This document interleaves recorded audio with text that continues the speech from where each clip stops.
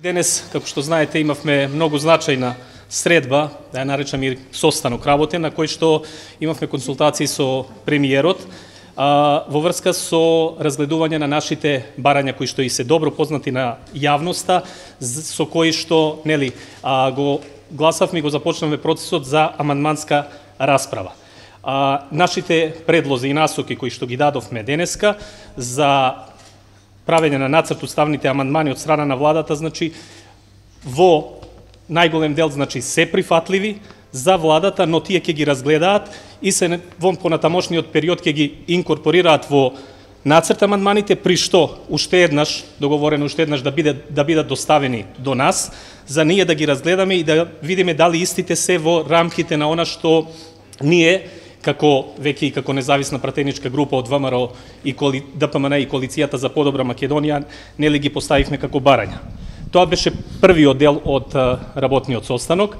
Во вториот дел се однесуваше и на нашето четврто барање, тоа што беше односно за формирање на координативно парламентарно тело како најдобар начин за национално помирување и простување, при што исто така од премиерот добивме поддршка дека и исто така и тој смета дека тоа е добар начин за надминување на поделбите во општеството и во најбрзо време, значи деновиве, ние ќе поднесеме како пратеничка група ќе поднесеме иницијатива до председателот на собранието господинот Џафери за формирање на ова координативно собраниско тело од кое што понатаму ќе потекнат сите оние иницијативи за кои што сметаме дека се многу важни во моментот и со кои што ќе се обезбеди она што е суштината на ова постоење на вакво едно тело, а тоа е навистина едно суштинско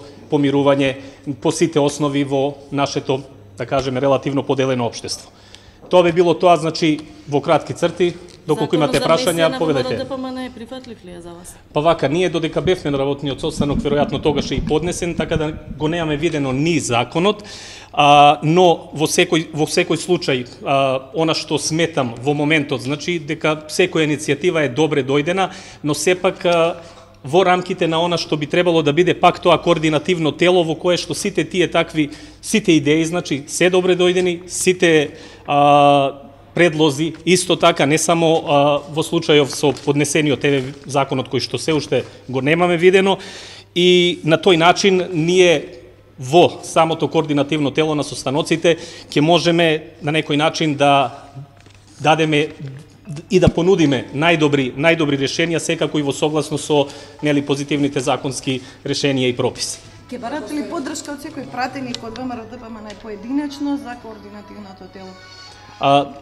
Секако тоа се сега поединечно разговори, ние ќе работиме транспарентно и како што реков, таа иницијатива што ќе ја поднесеме, ќе биде отворена за сите, времето и нормално тука во собранието ќе го искоординираме во најбрз рок со председателот на собранието, при што ќе биде отворено и ќе биде поканети сите пратеници, пратенички групи, координатори, за да навистина биде тоа како што треба. Се надеваме дека сите ќе земат учество, но како ќе биде, ќе видиме. Се надевам дека навистина сите ќе моментот, сериозноста на моментот ќе го разберат и дека ќе учествуваат во ова координативно тело.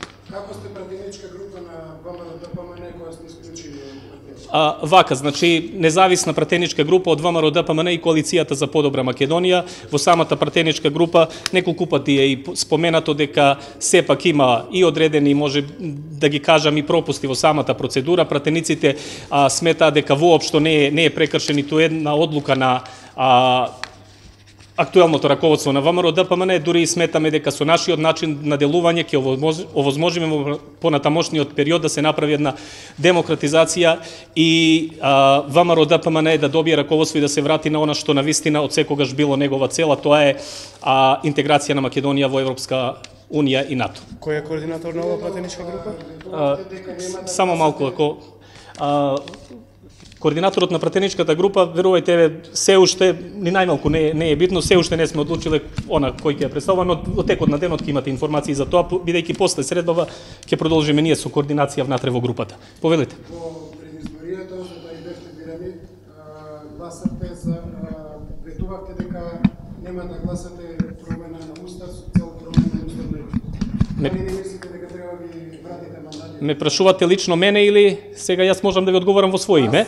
Во своје име ќе ви одговорам.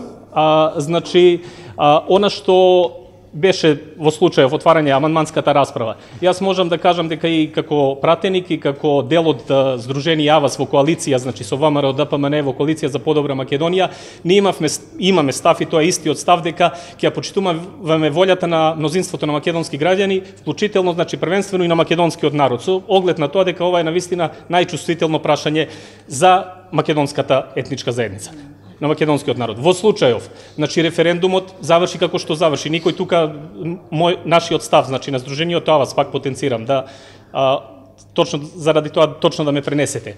Останува ист. Референдумот не успеа. И тука да завршеа процесите во ред. Меѓутоа, се пренесе во институциите каде што го имаме Собранието на Република Македонија со 120 пратеници кои што нели го имаат легитимитетот добиено на изборите и го представуваат народите во Република Македонија и сите граѓани. Во случајов, волјата на македонскиот народ во Собранието, што се однесува до мене, како пратеник и до Сдруженијето АВАС, е испочитувана, бидејќи најголем дел од пратениците, припадници на македонскиот народ, гласаа за отварање на амандманска расправа во поглед на Уставот. Така да од таа страна, тој дел како став од почеток е зачуван и конзистентен. Од друга страна, со оглед на моментот во кој што е дојдена Република Македонија, како и волјата на бошњачкиот народ во Република Македонија, сметавме дека во овој момент, и колку и да сметаме дека е и имало пропусти и договорот како договор да е лош, во овој момент сметавме дека ова е единствениот начин да Македонија тргне напред, бидејќи секое друго случување да беше на 19-ти, Македонија ќе имаше далеку сежни штетни последици и сметаме дека ова времето ќе покаже дека направивме вистински чекор.